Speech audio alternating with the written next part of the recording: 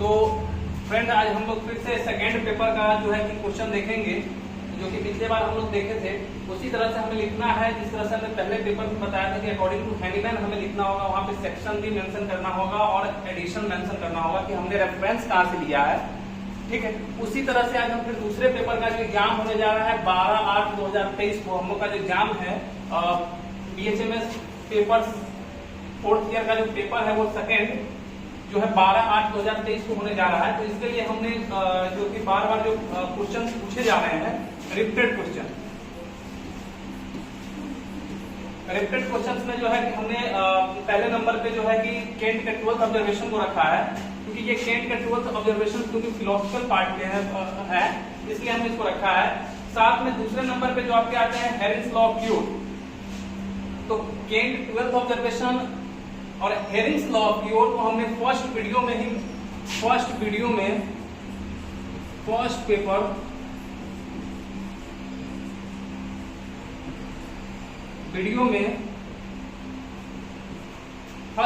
Video में ही हमने इसको डील किया हुआ है, तो आप जाकर वहां से इसको देख ले। दोनों क्वेश्चन बहुत इंपॉर्टेंट हैं। उसके साथ साथ हमने तीसरे पे है इवोल्यूशन ऑफ सिम्टम, यानी कि सिम्टम को कैसे हम लोग इवोल्यूट करते हैं उसको है। उसके बाद चौथा जो है हमारा केस टेकिंग है। केस टेकिंग जो है कि आपका जो एफिजम नंबर 83 से 103 तक आता है 4 तक, वो वाला हिस्सा है। उसके बाद आपका आता है वाइटल फोर्स यानी कि वाइटल प्रिंसिपल, और उसके बाद है आपका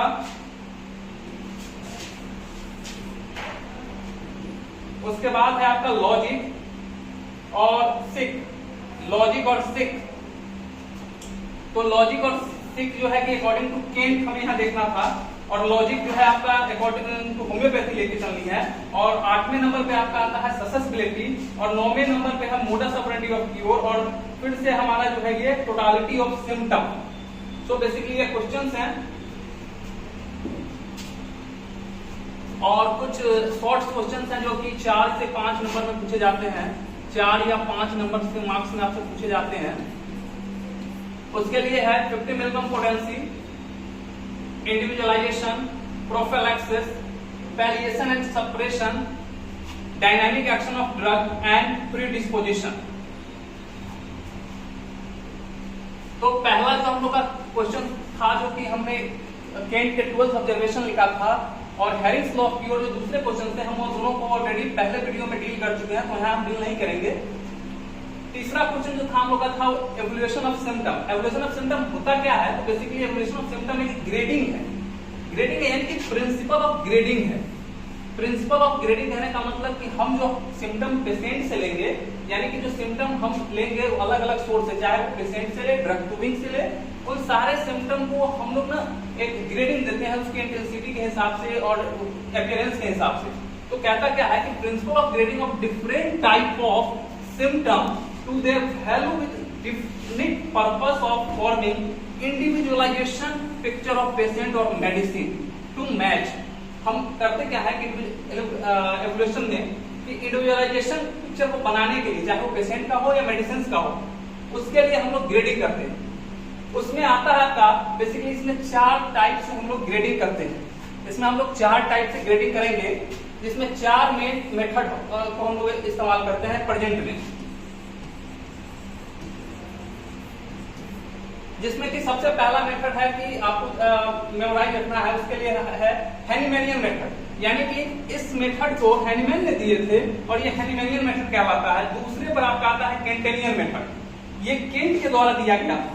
तो पहले नंबर पे हैनीमैन ने दिए थे और दूसरा जो है कि केंट के द्वारा दिया गया, इसलिए इसको हैनीमैनियन मेथड और दूसरे को केंटेनियन मेथड कहा जाता है। थर्ड नंबर जो आपका आता है वो गार्थ एंड बोरिक मेथड आता है, यानी कि जो बोरिक और गार्थ के द्वारा दिया गया मेथड है इसको हम लोग कहते हैं। और चौथे नंबर पर जो हम लोग मेथड यूज करते हैं वो है बोनी हसन का मेथड, और बोनी हसन का मेथड है और चौथे नंबर पे। पहला कहता है हैनीमैनियन मेथड क्या है? तो हैनीमैन ने जो अपने बेसिकली इंडिविजुअलाइजेशन करने का उन्होंने तरीका बताया था, उन्होंने जनरल यानी कि जनरल, और दूसरा था अनकॉमन पेकुलियर सिम्टम, यानी कि जनरल वो सारे सिम्टम आएंगे जो एवरी पेशेंट में या एवरी पेशेंट में मिलेगा, एवरी डिजीज में मिलेगा, एवरी मेडिसिन में मिलेगा, यानी कि कॉमन ये जनरल सिम्टम है, यानी कि आपको हर मेडिसिन में ये कॉमन सिम्टम मिल जाएंगे और हर पेशेंट में ये मिल जाएंगे ये डिजीज के लिए। अनकॉमन सिम्टम ये अलग अलग पेशेंट्स में मिलता है, जो कि सब में नहीं मिलेगा और सब मेडिसिन में नहीं मिलेगा, इसको इन्होंने दिया।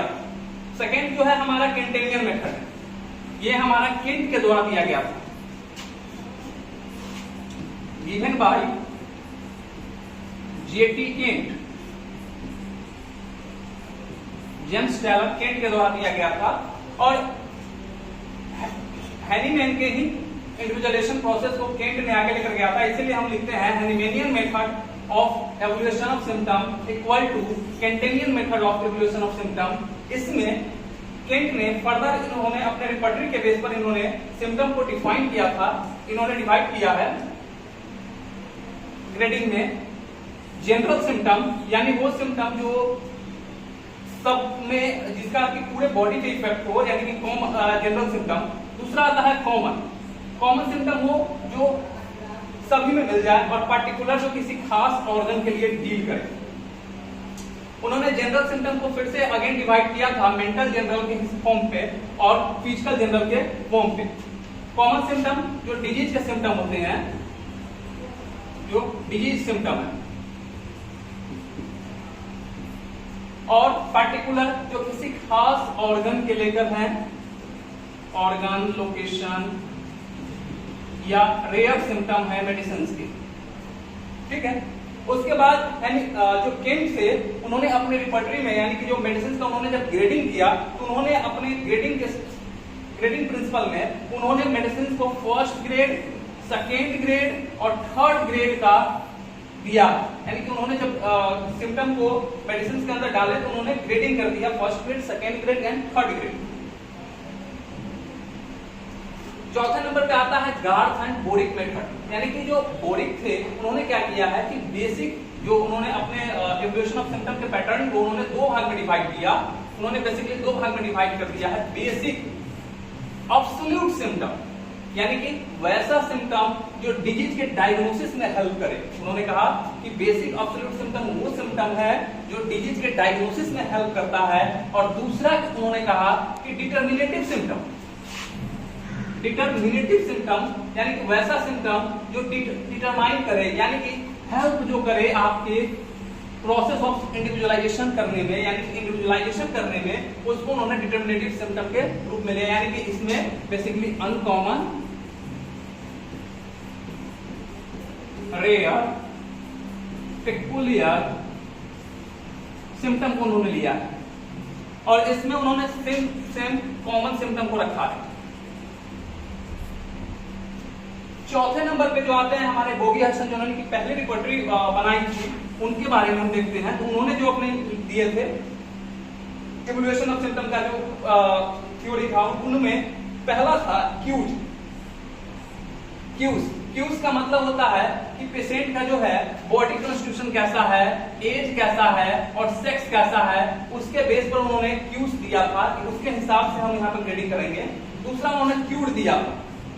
क्यूट का मतलब कि डिजीज का नेचर कैसा है, डिजीज एक्यूट है, क्रोनिक है, इसके बेस पर उन्होंने उब्बी, UBI, उब्बी का मतलब उन्होंने दिया सीट ऑफ डिजीज, यानी कि डिजीज किस जगह पे है।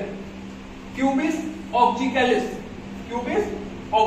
क्या मतलब कि उस सिम्टम के साथ अगर किसी को हेडेक है, उसके साथ हेडेक अकम्पेंड बाय, जिस तरह से, उसी तरह से उन्होंने headache accompanied by fever, headache example के रूप में हेडेक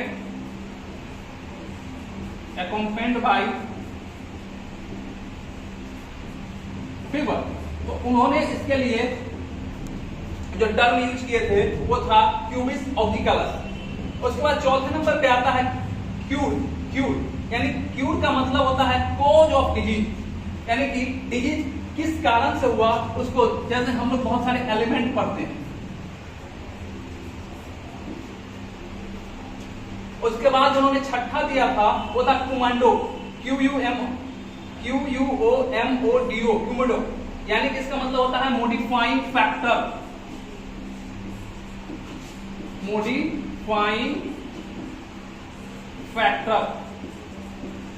यानी कि कुल कहने का मतलब इसका है क्यूमोडो का कि मोडिफाइंग फैक्टर यानी कि वैसा जो डिजीज को मॉडिफाई करे यानी कि एग्रावेट करे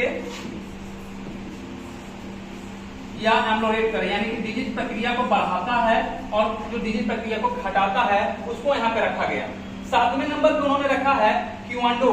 क्यूआंडो का मतलब टाइम, किस time of appearance, time of appearance. उन्होंने टाइम ऑफ अपीयरेंस को यहाँ पर बोगी हसन के मेथड में 7वें नंबर पे रखा गया है। और बोगी हसन जो ग्रेडिंग किए थे मेडिसिन का वो 5 ग्रेडिंग में किए थे। ग्रेडिंग जो था उनका 5 था, फर्स्ट, सेकेंड, थर्ड, फोर्थ और फिफ्थ ग्रेडिंग किए थे, ग्रेड में डिवाइड किए हैं मेडिसिन को।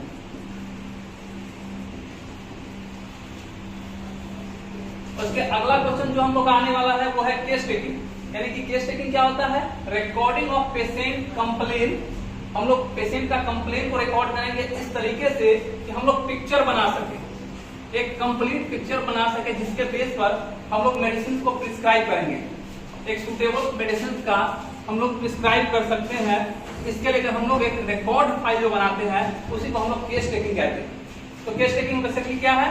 रिकॉर्डिंग है पेशेंट के कंप्लेन का, यानी पेशेंट का जो प्रेजेंट कंप्लेन है, उसकी हिस्ट्री है, उन सारी चीजों को हम लोग एक रिकॉर्ड करके एक पेपर पे लिखते हैं और उसके बेस पर हम उसको एक दवा प्रिस्क्राइब करते हैं, एक कंप्लीट पिक्चर बनाकर उसी को हम लोग केस टेकिंग कहते हैं।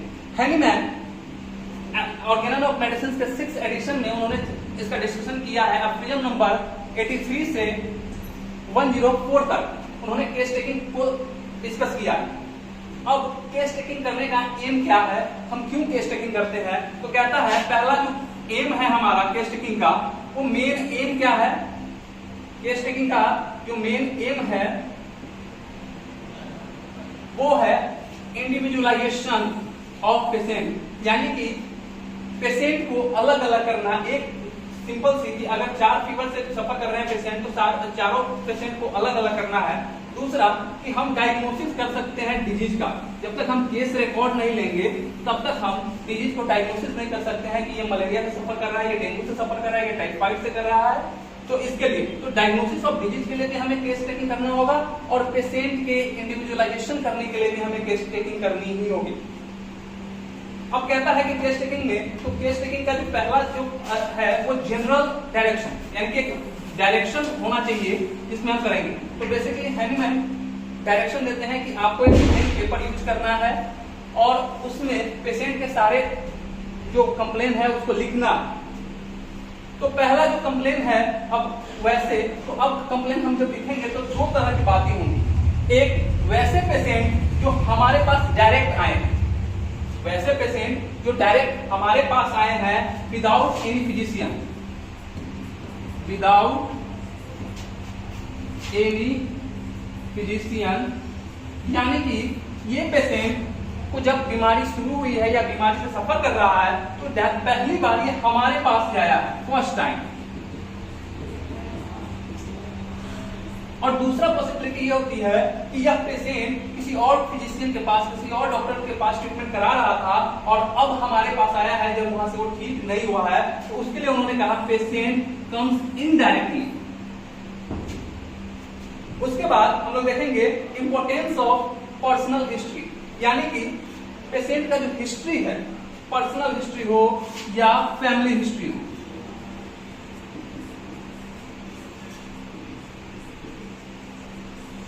अब इसका क्या इंपॉर्टेंस है? तो सपोज करिए कि कोई पर्सन को पहले अगर डेंगू हुआ था तो उसके लेकर या उससे पहले उसको किसी तरह का स्किन इरप्शन हुआ था और उसने कोई ट्रीटमेंट लिया है और वो ट्रीटमेंट की वजह से जो स्किन इरप्शन थी वो सप्रेस होने की वजह से कोई और कंप्लेन स्टार्ट हुआ है, तो हमें पर्सनल हिस्ट्री, फैमिली हिस्ट्री, जैसे पेशेंट के जो फादर हैं, मदर हैं, ग्रैंड मदर हैं या वो सफर कर रहे होते हैं कोई और डिजीज से, जैसे ट्यूबरकुलोसिस है या कैंसर थे, तो उसके लेकर हमें एक वे मिलता है मेडिसिन को सेलेक्ट करने का फैमिली हिस्ट्री की मदद से या पास्ट पर्सनल हिस्ट्री से।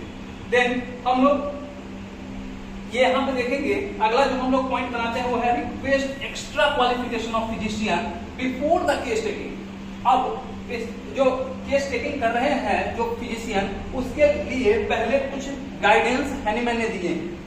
उन्होंने गाइडेंस दिया है कि पहला उसको फ्रीडम होना चाहिए, आजादी होनी चाहिए प्रिजुडाइज से। प्रिजुडाइज यानी कि पहले प्रिजुडाइज से उन्हें फिर आजादी चाहिए, नहीं तो वो फिर से वो किस चीज को लेकर बैठ जाएंगे कि ये पेशेंट आया और ये बेलाडोना ही है तो बेलाडोना ही उसे प्रिस्क्राइब करेंगे, पहले से माइंड में सेट नहीं करना है। तो कहते हैं कि प्रिजुडाइज नहीं होना है आपको। दूसरी चीज जो वो कह रहे हैं, उसके बाद हाउ टू डील, हम कैसे डील करते हैं हाइपोकॉन्ड्रिक पेशेंट, यानी वैसे पेशेंट जो आपको सिम्टम को बढ़ा चढ़ाकर बताते हैं, उस पेशेंट को कैसे समझना है। दूसरा इंडोलेंट पेशेंट, यानी कि इंडोलेंट पेशेंट से हमें कैसे डील करनी है। और तीसरा कहता है कि किसी भी एपिडेमिक डिजीज का आप कंप्लीट पिक्चर कैसे बनाएंगे।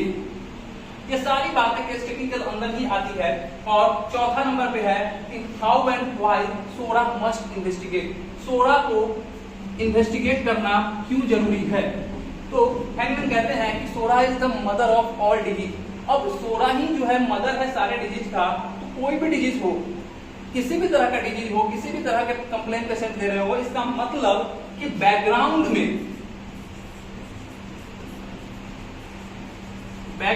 में सोरा है, सोरा प्रेजेंट है,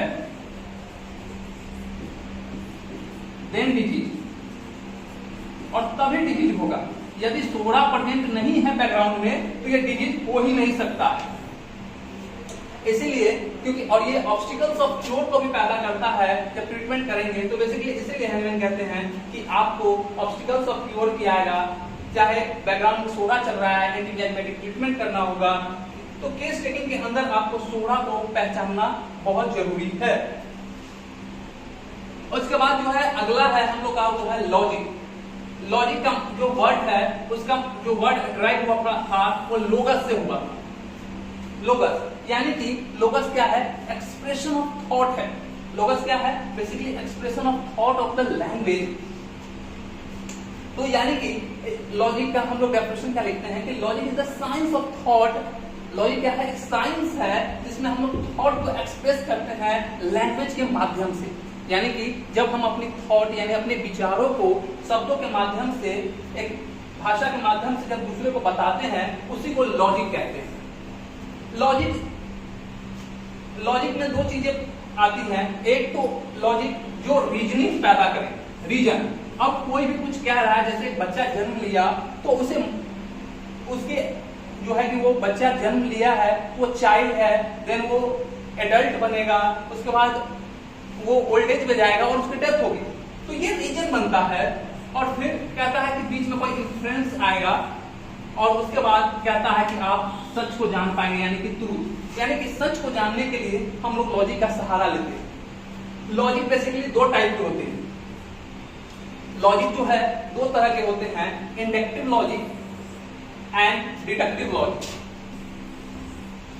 पहला जो लॉजिक है वो था इंडक्टिव लॉजिक और दूसरा जो था हम लोग का वो था डिडक्टिव लॉजिक। इंडक्टिव लॉजिक क्या है, साइंटिफिक मेथड है। यहां पर साइंटिफिक मेथड ऑफ एक्सप्लेनेशन होता है। साइंटिफिक मेथड ऑफ एक्सप्लेनेशन होता है, यानी कि यहां पर हम एग्जैक्ट ऑब्जर्वेशन देते हैं कि एक्यूरेसी 100% की होती है इंडक्टिव लॉजिक में। करेक्ट इंटरप्रिटेशन यानी कि उस चीज को हम लोग सही माध्यम से समझाते हैं। Rational explanation and scientific explanation यानी कि यहाँ पे हर चीज जो होगी वो एक फिक्स वे में होगी और कोई भी करे तो ऐसा होगा, इसीलिए इसको इंडक्टिव लॉजिक के अंदर रखते हैं। दूसरा जो आता है हम लोग का वो है डिडक्टिव लॉजिक। डिडक्टिव लॉजिक का मतलब वो जो अपोजिट एंड इंटरफेरेंस करे। जैसे आप कुछ कह रहे हैं, बीच में किसी ने बाधा डाला और उसके बाद उस सच को आप जान पाते हैं, इसलिए कहते हैं opposite and interference what will happen in consequence of law, यानी किसी भी नियम के बीच में जब कोई बाधा डालते हैं उसको हम लोग रख देते हैं डिडक्टिव लॉजिक में, यानी कि कुछ चीज को कम करने की कोशिश करते हैं, बड़े से कम क्यों ले जाते हैं। इसीलिए यहाँ पर हमारी जो रिपर्टरी है वो डिडक्टिव लॉजिक पर बेस है, और इसलिए जो हमारे जितने रिपर्टरी डिडक्टिव लॉजिक बेस है वो जनरल टू पार्टिकुलर जाने की कोशिश की। तो ये था हमारा लॉजिक। उसके आगे जो हम लोग का क्वेश्चन है वो है vital force. Vital force actually vital force होता क्या है, तो वाइटल फोर्स का जो टर्म है हैनीमैन ने फर्स्ट टाइम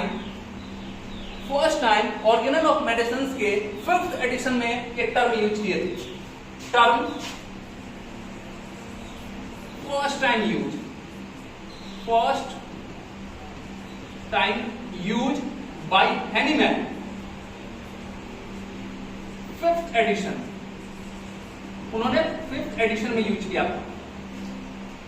देन आफ्टर बाद में चलकर जब हैनीमैन ने फिर से ऑर्गेनल ऑफ मेडिसिन के बुक्स को फिर से उन्होंने रिवाइज किया और फिर से स्टडी करने के बाद उन्होंने बहुत सारी चीजों को उसमें जोड़े और बहुत सारी चीजों को हटाए। तो जब उन्होंने एडिंग किया तो उन्हें लगा कि वाइटल फोर्स यानी कि एक फोर्स न होकर ये प्रिंसिपल एक सिद्धांत है, और इसीलिए उन्होंने वाइटल फोर्स के नाम को चेंज किया उन्होंने चेंज करके वाइटल प्रिंसिपल रख दिया ऑर्गेनल ऑफ मेडिसिन के 6th एडिशन, यानी कि 6th एडिशन में उन्होंने नाम को बदल दिया और उसका नाम रख दिया वाइटल प्रिंसिपल। अब क्योंकि वाइटल प्रिंसिपल था, अब वाइटल फोर्स से वाइटल प्रिंसिपल हो गया है, और इस चीज की वो चर्चा करते हैं 6th एडिशन में एफ्रिजम नंबर 9, 10 में। तो फिर सवाल आता है कि वाइटल फोर्स है क्या, तो वाइटल फोर्स एक सुपर सेंसुअल थिंग्स है, यानी super sensual things which maintain the body in living condition. वो चीज जो किसी भी ऑर्गेनिज्म के बॉडी को जिंदा रखे, पूरे बॉडी के फंक्शन को मेंटेन करे और जिंदा रखे, उसी को हम लोग वाइटल फोर्स कहते हैं। तो बेसिकली वाइटल फोर्स हमारे पूरे बॉडी को कंट्रोल करता है, गवर्न करती है, रन कराती है। तो वाइटल फोर्स के कुछ कैरेक्टर हैं, जिस तरह से हर चीज के कुछ न कुछ कैरेक्टर होते हैं, ठीक उसी तरह से उसका नेचर होता है, उस तरह से वाइटल फोर्स के कुछ कैरेक्टर हैं। पहला कहता है कि वाइटल फोर्स स्पिरिचुअल है, यानी कि वाइटल फोर्स को हम देख नहीं सकते, उसको सिर्फ फील कर सकते हैं, स्पिरिचुअल। देन कहता है ऑटोमेटिक, जो सेल्फ वर्किंग हो, जिसे किसी की कंट्रोल की जरूरत नहीं हो, उसको सेल्फ वर्किंग कहते हैं, सेल्फ वर्किंग। ऑटोक्रेटिक, यानी कि जो खुद से एनर्जी जनरेट करे, खुद से self energy generator, self energy generate. और डायनामिक, यानी कि every time in changing condition, जैसे हम कोई भी ऑर्गेनिज्म, कोई भी ह्यूमंस अगर ठंड से कोल्ड से सडनली वार्म प्लेस में चला जाता है, यानी हीट टू कोल्ड जाता है या कोल्ड टू हीट जाता है, देन द वाइटल फोर्स वो डायनामिक एक्शन में होने की वजह से उस चीज को तुरंत कोल्ड से हीट की तरफ आने पर बॉडी को मेंटेन करके आपको उस तरह की बॉडी को वहां पर रहने के लायक बनाता है। इसीलिए इसको डायनामिक कहा जाता है, जिसमें एवरी टाइम चेंजेस आते हैं। हैनीमैन डिस्कस करते हैं एफ्रिजम नंबर 9 में इन healthy condition of vital force. Healthy condition में वाइटल फोर्स क्या करता है, तो बेसिकली हेल्दी कंडीशन में जो वाइटल फोर्स है वो गवर्न करता है आपके पूरे फंक्शन को। इन the healthy condition of man spiritual vital force animate the material body in harmonious way. Healthy condition में जो वाइटल फोर्स है वो हार्मोनियसली मेंटेन करता है आपके बॉडी के लिए, हार्मोनियसली फंक्शन कराता है। दूसरा कहता है कि एफ्रिजम नंबर 10 में हैनीमैन डिस्कस करते हैं कि the material organism without the vital force, material organism यानी कि जो हमारी पूरी स्थूल शरीर है, यानी कि हमारी जो फिजिकल बॉडी है, इमोशनल बॉडी है, मेंटल बॉडी है, यानी जो हमारा स्पिरिचुअल बॉडी है और मटेरियल बॉडी है, दोनों बॉडी को जो दोनों ही बॉडी कुछ भी नहीं है, यानी कि material body without vital force, यानी कि मटेरियल बॉडी कुछ भी नहीं है वाइटल फोर्स के बिना, तो कहते हैं the material organism without the vital force is capable of no sensation, capable of no sensation, no function, no self preservation. ना ही तो वो कैपेबल है किसी चीज के फंक्शन कराने के लिए, और ना ही वो किसी तरह के चीजों को समझ सकता है, ना फंक्शन हो सकता है, और ना वो प्रिजर्व कर सकता है किसी चीज को। इसीलिए जैसे ही बॉडी की डेथ होती है, यानी कि वाइटल फोर्स रिमूव होता है बॉडी से, यानी बाहर निकलता है, वैसे ही बॉडी में प्यूट्रिफिकेशन यानी कि बॉडी सड़ना शुरू हो जाती है, बॉडी डिकम्पोज होना शुरू हो जाती है, क्योंकि ये एफ्रिज्म वहां पे वर्क करना शुरू करता है, material body without vital force. Vital force ही है जो डिफरेंस करता है, difference between living and dead. Vital force ही ओनली इन वन पॉइंट है जहां से हम डिफरेंस करते हैं कि ये पर्सन जिंदा है या मर गया है। अगला जो पॉइंट आता है वाइटल फोर्स के लेकर हम लोग जो लिखेंगे, उसमें आता है role of vital force in healthy condition. Vital force का क्या रोल है हेल्दी कंडीशन में? तो in the healthy condition vital force govern the all the function, यानी कि आपको एफ्रिज्म नंबर यहाँ पे 9 को मेंशन करना है। और फिर कहता है role of vital force in disease. Vital force का रोल क्या है डिजीज में? तो वाइटल फोर्स चाहे हम हेल्दी हो या डिजीज कंडीशन में हो, वाइटल फोर्स उसी हिसाब से बॉडी को एक नए में चलाने की कोशिश करता रहता है। तो डिजीज कंडीशन में आपको लिखना है। अगला जो आता है कि डिजीज कंडीशन में पहले डिजीज हुई कैसे?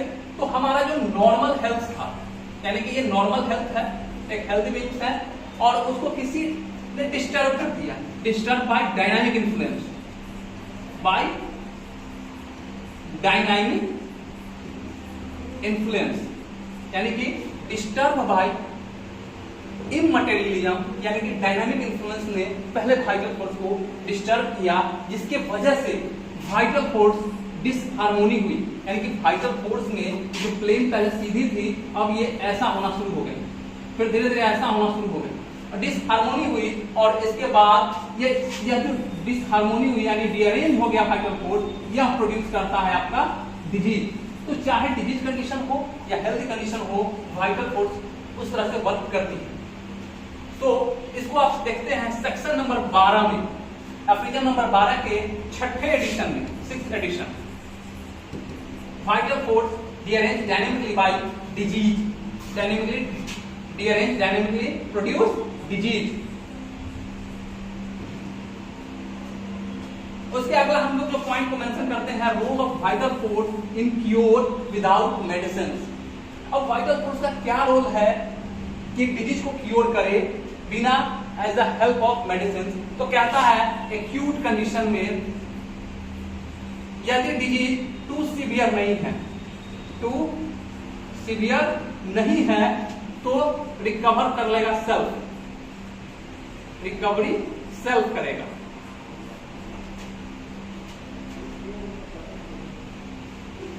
यदि टू सीवियर था,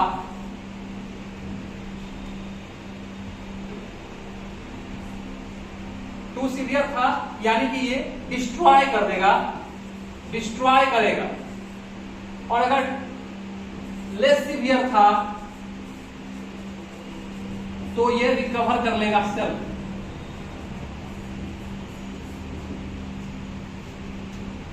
दूसरी चीज क्रोनिक कंडीशन।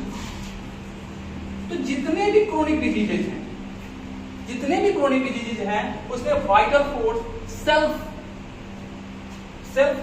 कुछ नहीं कर पाता है, और वहां पर डिजीज को क्योर नहीं कर पाएगा, डिजीज नॉट क्योर, और इसको हेल्प चाहिए मेडिसिन की। इसलिए role of vital force in the homeopathic cure, जब आप होम्योपैथिक क्योर करेंगे तो वाइटल फोर्स यानी कि यहां पर primary action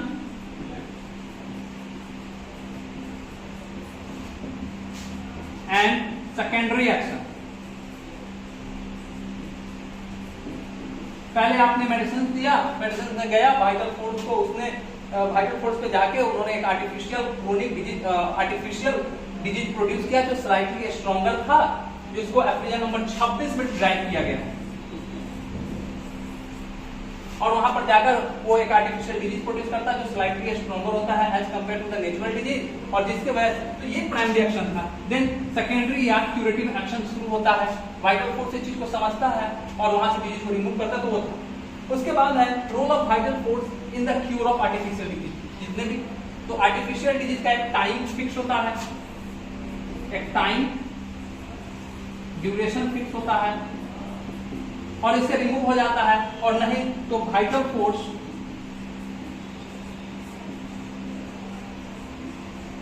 gain strength then remove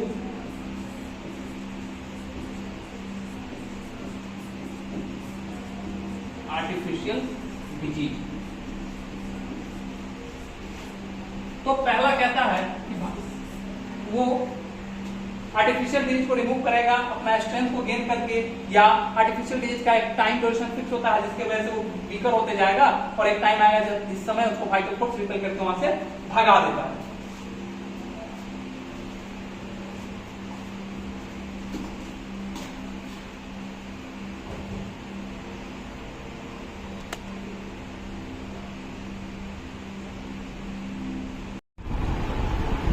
तो अगला जो टॉपिक है हम लोग का वो है टोटालिटी ऑफ सिम्टम। तो पहले टोटालिटी ऑफ सिम्टम को हम जानेंगे, उससे पहले हम थोड़ा सा सिम्टम को जान लेते हैं कि सिम्टम क्या होता है। तो सिम्टम कहता क्या है कि बेसिकली सिम्टम जो है वो deviation from the normal health, यानी कि किसी भी तरह का बदलाव लिविंग ऑर्गेनिज्म के अंदर होता है और जो तो खुद उस चीज को फील करता है या आसपास के जो लोग हैं ऑब्जर्व करते हैं, चाहे उसका रिलेटिव हो या फिजिशियन हो।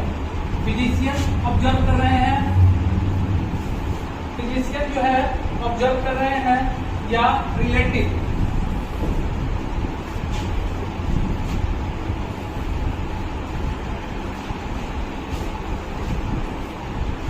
फिजिशियन ऑब्जर्व कर रहे हैं या फिर relative.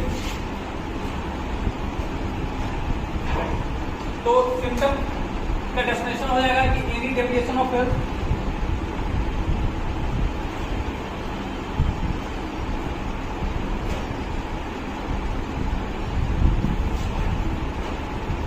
any change in health of organism in which felt by the patient himself or observed by physician or any relative, तो हम लोग क्या कहते हैं, सिम्टम कहते हैं। एलिमेंट कहते हैं deviation from the normal state of health, यानी कि वो चीजें जो नॉर्मल स्टेट के हेल्थ में आप बदल गया है उसी को हम लोग क्या कहते हैं, जो चीजें आती है उसको सिम्टम कहते हैं। तो टोटालिटी ऑफ सिम्टम क्या होता है कि टोटालिटी ऑफ सिम्टम एक ऐसा हम लोग पोर्ट्रेट बनाते हैं, ऐसा कॉन्वेंशियल पोर्ट्रेट बनाते हैं डिजीज का जो हेल्प करता है आपको, हेल्प इन इंडिविजुअलाइजिंग, यानी कि पेशेंट को या मेडिसिन को अलग करने के लिए। तो ग्रुप ऑफ पेशेंट या ग्रुप ऑफ रिमेडी में से हमको मेडिसिन में से अलग करके जो हेल्प करता है उसी को हम क्या कहते हैं, totality of symptom. Totality of symptom का जो है सिग्निफिकेंस क्या है, इसका बेनिफिट क्या है, तो बेसिकली इसका बेनिफिट है कि हमें इंडिविजुअलाइजेशन कराता है। और दूसरा कहता है कि इम्पोर्टेंस।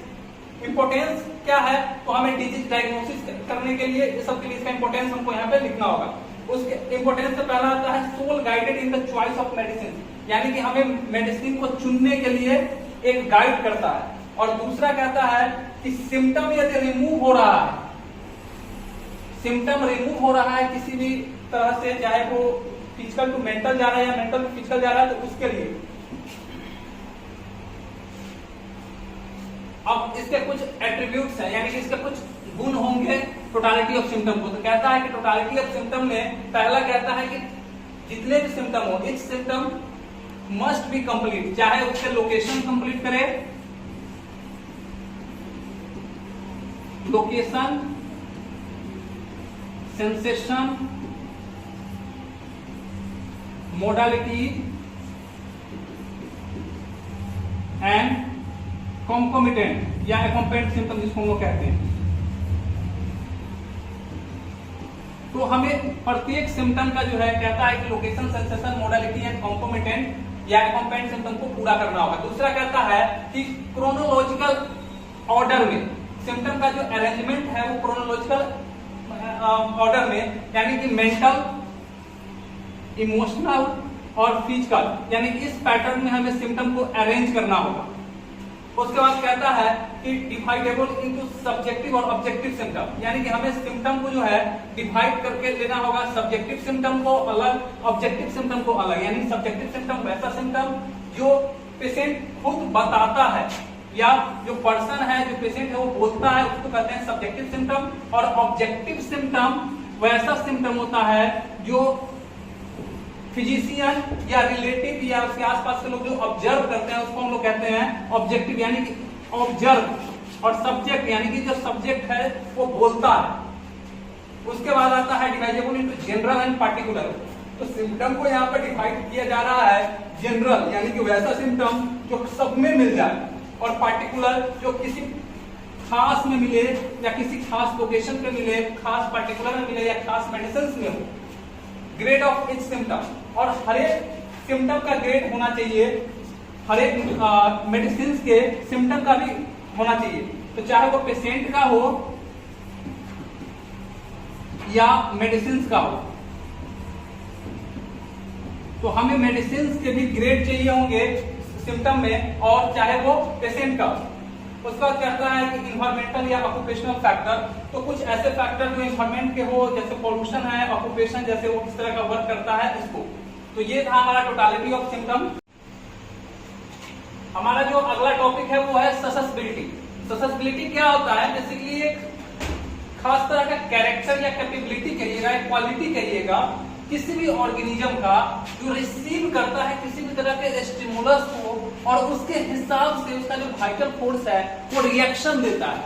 तो बेसिकली ये क्या है? एक क्वालिटी है। क्वालिटी एक गुण है उसका जिससे वो रिसीव करता है स्टिमुलस को और रिएक्ट करता है उसके हिसाब से, रिएक्ट अकॉर्डिंग टू स्टिमुलस, उस स्टिमुलस के हिसाब से उसका रिएक्शन देता है, उसी को हम लोग कहते हैं ससेसिबिलिटी। तो बेसिकली स्टिमुलस कोई भी स्टिमुलस आया लिविंग ऑर्गेनिज्म पे, और लिविंग ऑर्गेनिज्म पे आने के बाद वो लिविंग ऑर्गेनिज्म पे आया, और लिविंग ऑर्गेनिज्म यानी कि जो हमारा वाइटल प्रिंसिपल है, यानी कि हमारा जो वाइटल प्रिंसिपल है वो एक रिएक्शन देता है, उसी को हम लोग कहते हैं ससेसिबिलिटी। अब ससेसिबिलिटी को केंट क्या कहते हैं? केंट कहते हैं इनफ्लक्स और कॉज इनटू द बॉडी, यानी कि वो जो स्टिमुलस है वो हमारे बॉडी में जा रहा है, इनफ्लक्स हो रहा है, यानी अंदर की तरफ जा रहा है, कॉज, उसी को वो कहते हैं ससेसिबिलिटी। ससेसिबिलिटी में हम लोग देखेंगे कि ससेसिबिलिटी ऑफ लाइफ, यानी कि लाइफ में ससेसिबिलिटी का क्या रोल है, ससेसिबिलिटी इन हेल्थ और ससेसिबिलिटी इन डिजीज कंडीशन। तीनों कंडीशन में ससेसिबिलिटी का क्या रोल है उसको लिखना है। उसके बाद लिखना है ससेसिबिलिटी एंड रिमेडी। ससेसिबिलिटी का क्या रोल है रिमेडी के ऊपर, और ससेसिबिलिटी का क्या रोल है पोसोलॉजी में। जैसे हम लोग लिखते हैं कि पोटेंसी के फॉर्म में पोसोलॉजी में कि high susceptibility is higher the potency, lower the susceptibility, lower the potency। तो susceptibility का क्या रोल है हेल्थ में वो हम देखते हैं। सो बेसिकली susceptibility को अगर अल्टर किया है, किसी भी फॉर्म से अगर susceptibility अल्टर हुआ है तो दो तरह से होगा, या तो susceptibility एक नॉर्मल होगा किसी भी पर्सन का, या तो एबनॉर्मल होगा। अगर नॉर्मल है इसका मतलब वो पर्सन क्या है, हेल्दी है। लेकिन यदि वो एबनॉर्मल है यानी कि वो डिजीज कंडीशन में है, एबनॉर्मल है इसका मतलब डिजीज कंडीशन में है। ना ही तो पर्सन का, किसी भी पर्सन लिविंग ऑर्गेनिज्म का ससेसिबिलिटी हाई होनी चाहिए और ना ही उसकी ससेसिबिलिटी लो होनी चाहिए। ससेसिबिलिटी लो होने पर भी डिजीज होती है और हाई होने पर भी डिजीज होती है, यानी कि ससेसिबिलिटी क्या होनी चाहिए हमारी, बैलेंस होनी चाहिए, बैलेंस होनी चाहिए ससेसिबिलिटी। तो एबनॉर्मल हुआ यानी कि, तो एबनॉर्मल हुआ तो दो तरह की बात होगी, या तो ससेसिबिलिटी हमारी बढ़ जाएगी यानी कि इंक्रीज कर जाएगी, या तो हमारी ससेसिबिलिटी घट जाएगी।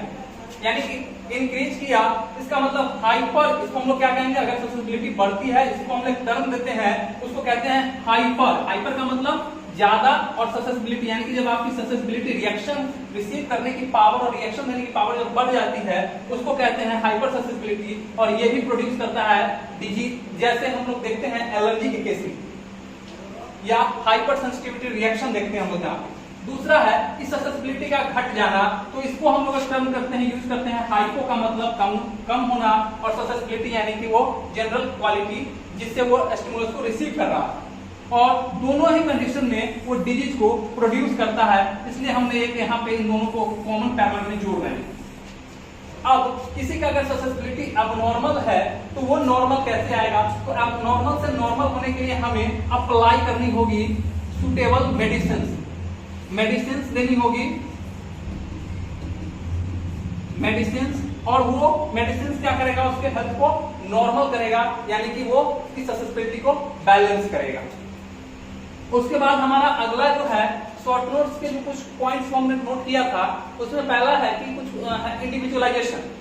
इंडिविजुअलाइजेशन होता क्या है, बेसिकली एक प्रोसेस है या एक प्रक्रिया है जिसमें हम लोग डिफरेंशिएट करते हैं सेम क्लास ग्रुप से, उस सेम क्लास ग्रुप से एक को अलग करते हैं कुछ पिकुलियर फीचर के बेस पर, उसी को हम लोग इंडिविजुअलाइजेशन कहते हैं। तो इंडिविजुअलाइजेशन क्या है, एक प्रक्रिया है, यानी कि process of differentiation by which one is distinguished from other of the same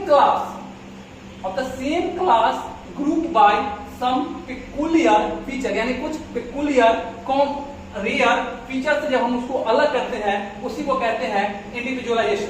individualisation दो चीजों का होगा, या तो मेडिसिन का हम लोग करेंगे, या तो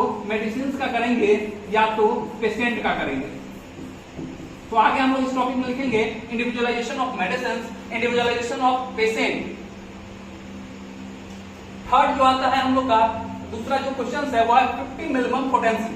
अब बेसिकली 50 मिनिमम पोटेंसी क्या है कि ये लेटेस्ट पोटेंसी का फॉर्म था, जिसको लेटेस्ट स्केल डेवलप किया गया था, और इसको जो इंट्रोड्यूस किए थे, इसको सबसे फर्स्ट टाइम, और इसको जो इंट्रोड्यूस किए थे वो थे हमारे डॉक्टर सैम्यूल हैनीमैन सेल्फ इस चीज को दिए हुए हैं। और जो ये 50 मिनिमम पोटेंसी है, इसका नाम जो है कि डॉक्टर पी स्मिथ दिए थे। अब बेसिकली ये है क्या 50 मिनिमम स्केल? 50 मिनिमम स्केल जो है कि एक मेडिसिन बनाने की प्रक्रिया है, new process of further minimizing the material quantity of drug along with liberation of medicinal power to incredible high degree. यानी कि कहता है कि उस समय जो डेसिमल स्केल और सेंटीमिनिमम स्केल से जो मेडिसिन बनाई जा रही थी, उसमें बहुत सारे एग्रावेशन आ रहे थे। इसको देखते हुए हैनीमैन नए जो पोटेंसी का जो फॉर्म है, नए स्केल आते हैं, जिसको हम लोग 50 मिनिमम स्केल कहते हैं, जिसमें कि 500 जो फॉर्म है उसको यूज किया जाता है, 500 का जो रेशियो है वो लेते हैं, इसलिए इसको 50 मिनिमम स्केल कहा गया। और जिसमें कि हम लोग और ज्यादा से ज्यादा मिनिमाइज करते हैं मटेरियल क्वांटिटी ऑफ ड्रग्स, यानी मटेरियल क्वांटिटी ऑफ ड्रग्स को हम लोग ड्रग्स को कम करते हैं, यानी कि ड्रग्स का जो क्वांटिटी है और कम कर देते हैं। और मेडिसिनल पावर जो है, हिडन पावर, मेडिसिनल पावर यानी जिसको हम लोग हिडन फॉर्म में था, उसको हम लोग और ज्यादा बेहतर से निकालते हैं 50 मिनिमम स्केल में। मेथड क्या है 50 मिनिमम स्केल से मेडिसिन बनाने के? तो पहला कहता है कि हमें मदर टिंचर बनानी होगी। तो मदर टिंचर बनाने के लिए क्या करना होगा कि हमें 1 ग्राम, यानी कि ग्राम कहिए, ग्रेन कहिए, जिस फॉर्म में लेंगे, 1 ग्रेन हमको ड्रग्स सब्सटेंस लेनी है, और 300 ग्रेन हमें शुगर ऑफ मिल्क लेनी है, यानी कि फैक्ट लेनी है। और 3 घंटे का ट्रैचुरेशन प्रोसेस होगा। डेसिमल स्केल और सेंटीमिनिमम स्केल में 1 आवर का ट्रैचुरेशन प्रोसेस होता था, जबकि आपके 50 मिनिमम स्केल में 3 घंटे का ट्रैचुरेशन प्रोसेस होता है। इसको मिक्स करने के बाद 3 घंटे के बाद ये आपका मदर टिंचर तैयार होता है। लेकिन अब आता है कि ये मदर टिंचर जो है वो सॉलिड फॉर्म में है। किस फॉर्म में है? सॉलिड फॉर्म में है। तो सॉलिड फॉर्म में है तो इसको हमको अब कन्वर्ट करना होगा लिक्विड फॉर्म में, क्योंकि हमें इसको आगे जो है कि डिजोल्व करना है, यानी सॉलिड को लिक्विड में डिजोल्व करना है। तो हम करते क्या है, इसको जब सॉलिड से लिक्विड में लाना है, इसके लिए हम लेते हैं इसमें से 1 grain plus 400 drop of alcohol, यानी कि प्योर अल्कोहल, यहां पर यूज होती है प्योर अल्कोहल और प्लस हम लोग 400 ड्रॉप डिस्टिल वाटर का यूज करेंगे, 400 ड्रॉप डिस्टिल वाटर। अब तीनों को मिक्स करने के बाद जो हमारा आएगा वो क्या हो जाएगा, हमारा मदर टिंचर तैयार हो जाएगा। ये हमारा लिक्विड मदर टिंचर है, liquid mother tincture of 50 milligram scale. ये था क्या हमारा सॉलिड था, सॉलिड मदर टिंचर था।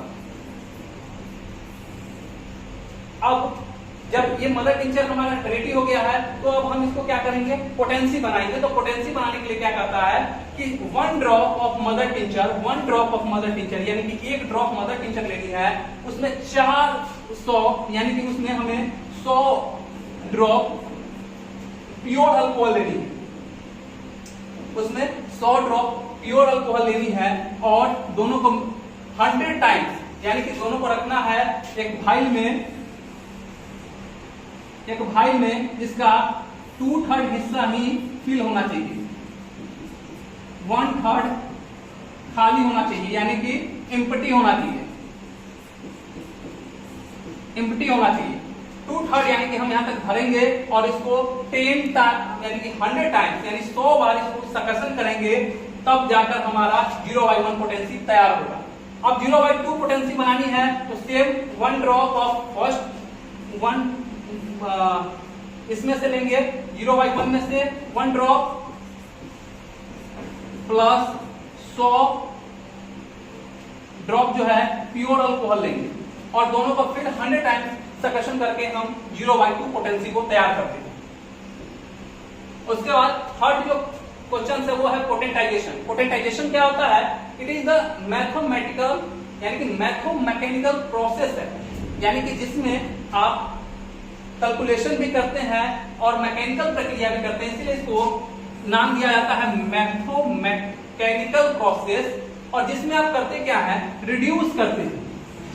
रिड्यूस किस चीज का करते हैं, मेडिसिनल सब्सटेंस का, यानी कि कम करते हैं, रिड्यूस करते हैं मेडिसिनल सब्सटेंस को और इंक्रीज करते हैं मेडिसिनल पावर जो अब तक हिडन था उसमें। और ये जो आपका रिडक्शन होगा मटेरियल का वो डिपेंड करेगा कि स्केल किस स्केल का है, उसमें कितना रिड्यूस होगा। अब एम क्या है पोटेंटाइजेशन का, तो कहता है एम है कि हमें रिड्यूस करना है मेडिसिनल सब्सटेंस का, जिससे कि हम अवॉइड कर सके एग्रावेशन, यानी कि जो मेडिसिन देने के बाद एग्रावेशन ना हो उसको अवॉइड करना है। और दूसरा कहता है increase the medicinal property which is latent. अब तक जो हिडन है, जो लेटेंट है, यानी कि जो हिडन फॉर्म में था उसको हमको बाहर निकालना है। तो बेसिक यही 2 एम होता है। 2 मेथड है पोटेंटाइजेशन का। हम पोटेंटाइजेशन करने का 2 प्रक्रिया को यूज करते हैं। एक ट्रैचुरेशन प्रोसेस, यानी कि मोटर और पिस्टन में उस सब्सटेंस को डालकर और क्लॉक एंटी क्लॉकवाइज घुमाते हैं, उसमें हम लोग उस सब्सटेंस का यूज करते हैं जो इनसोल्युबल, वो सब्सटेंस इनसोल्युबल हो, यानी कि वो डिजोल्व नहीं होता है किसी भी लिक्विड मटेरियल में, चाहे वो आपका डिस्टिल वाटर हो या चाहे अल्कोहल हो। दूसरा प्रक्रिया जो है वो सकसन का है। सकसन का मतलब कि वो जो हम स्ट्रोक देते हैं डिजोल्व करके और उसको जो स्ट्रोक देते हैं, इसमें हम लोग सोल्युबल सब्सटेंस का यूज करते हैं जो इजीली डिजोल्व हो जाए किसी भी लिक्विड में, यानी कि वाटर, डिस्टिल वाटर और अल्कोहल। अगला जो क्वेश्चन है वो है प्रोफिलैक्सिस। प्रोफिलैक्सिस क्या होता है, बेसिकली प्रिवेंशन है आपको डिजीज से। तो प्रिवेंशन फ्रॉम डिजीज, यानी डिजीज होने से पहले जो हम उसके लिए डिजीज ना हो उससे बचाव के लिए जो चीजें करते हैं उसको हम लोग प्रोफिलैक्सिस कहते हैं। प्रोफिलैक्सिस में अलग अलग लेवल है। लेवल ऑफ प्रोफिलैक्सिस, इसका लेवल क्या है, पहला कहता है कि हेल्थ को प्रमोट करना, यानी हेल्थ को बढ़ाना। दूसरा कहता है स्पेसिफिक प्रोटेक्शन, किसी खास चीज से, जैसे टिटनस के प्रोटेक्शन के लिए हम लोग यूज करते हैं। अर्ली डायग्नोसिस एंड ट्रीटमेंट, किसी भी बीमारी के होने से पहले हम लोग उसके बारे में पता कर लेते हैं, अर्ली पहले जान लेते हैं और उसका ट्रीटमेंट कर लेते हैं ताकि वो चीजें हमें ना हो। डिसएबिलिटी और लिमिटेशन, और उसके बाद कहता है रिहैबिलिटेशन। अगला जो क्वेश्चन है वो है पैलिएशन। पैलिएशन यानी पैलिएशन का मतलब होता है टेम्पोररी रिलीफ ऑफ सिम्टम। किसी भी डिजीज का जब सिम्टम को हम थोड़े देर के लिए कम करते हैं उसको कहते हैं पैलिएशन, यानी temporary relief of symptom of a disease. अब रिलीफ क्या है? तो रिलीफ इन सिम्टम, सिर्फ लक्षणों में आराम आना और बीमारी सेम होगा, डिजीज वहां पे सेम रहेगा। डिजीज ना ही तो अपना प्लेस बदलेगा, डिजीज अपना प्लेस नहीं चेंज करेगा और ना ही अपना फॉर्म चेंज करेगा, वो सेम प्लेस पे रहेगा और सेम फॉर्म में रहेगा। वो अपना ना प्लेस चेंज करेगा, ना फॉर्म चेंज करेगा, ना नेचर चेंज करेगा। दूसरा जो आता है वो है सप्रेशन। सप्रेशन में क्या होता है कि डिसअपियर हो जाना, disappear of the existing symptom. पहले से जो डिजीज थी उसका जो सिम्टम था वो गायब हो जाएगा और रिप्रेजेंट करता है वो अपने आप को, एग्जिस्टिंग डिजीज को डिसअपियर होना और मैनिफेस्ट करेगा वो अपने आप को मोर वाइटल ऑर्गन को, अपने आप को मैनिफेस्ट करता है more and more vital organ. यानी स्किन से अगर कोई चीज सप्रेस किया गया है तो वो मसल पे जाके, अगर स्किन पे सप्रेशन हुआ है तो ये टारगेट करेगा मसल को, मसल बोन, यानी कि स्किन से मोर वाइटल ऑर्गन हमारा कौन सा है? मसल है या बोन है। तो इसमें ये क्या किया कि अपना चेंज किया फॉर्म को, प्लेस को, नेचर को, यानी कि जो स्किन डिजीज थे और जो अब मसल पे शिफ्ट हो गया है, यानी कि इसका नेचर भी चेंज हो गया है, इसका नेचर चेंज हो गया। दूसरा कि मसल पे आया तो इसने प्लेस अपना चेंज किया, और तीसरा कहता है कि उसने अपना फॉर्म को चेंज कर लिया, क्योंकि अपना स्किन पे इरप्शन प्रोड्यूस कर रहा था, अब वहां पर जाकर वो पेन प्रोड्यूस कर रहा है। इसलिए सप्रेशन के दो टाइप होते हैं, एक नेचुरल सप्रेशन होगा और दूसरा कहता है artificial suppression. Artificial suppression by artificial agent और natural suppression by natural process.